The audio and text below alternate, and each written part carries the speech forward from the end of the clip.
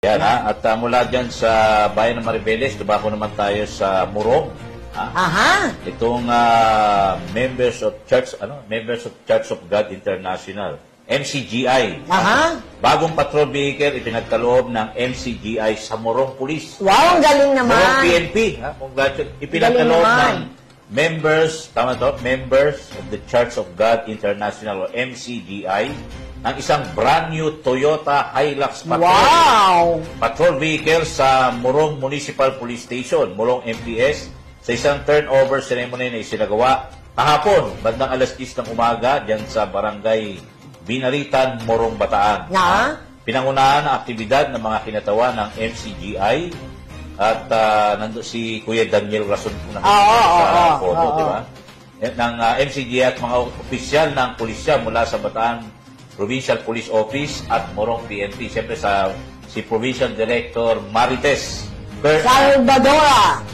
Police Colonel Marites Salvadora. Ayon sa mga opisyal, malaking tulong ang bagong sasakyang handog ng MCGI upang mapabilis ang pagtugon ng pulisya sa mga insidente, partikular mga emergencies, at mas pinaigting pa ang kanilang presensya sa mga komunidad, particularly sa bayan ng Morong. Yes. Nagpasalamat naman ang Bataang PNP sa MCGI at sa nasabing donasyon na inaasahang magpapalakas sa kampanya ng kapulisan para sa mas ligtas at mapayapang bayan ng Morong, Bataan. Yan.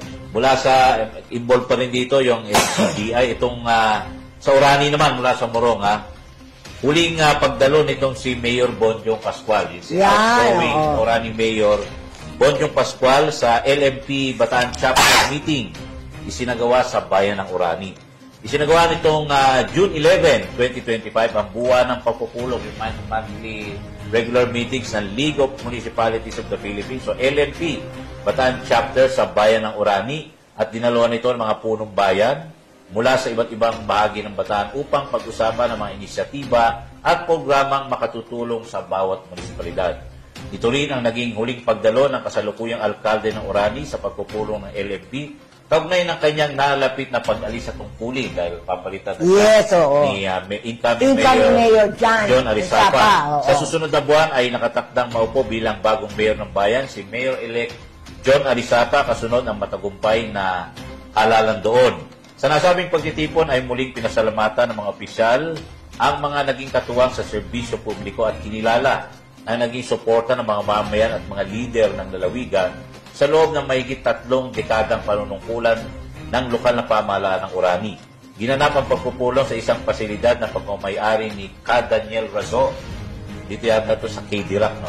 Na nagsilbing lugar para sa pagpupulong ng mga alkalde ng Bataan. So, thank you very much din sa Ka Daniel Razo ng MCGI. Gusto ko lang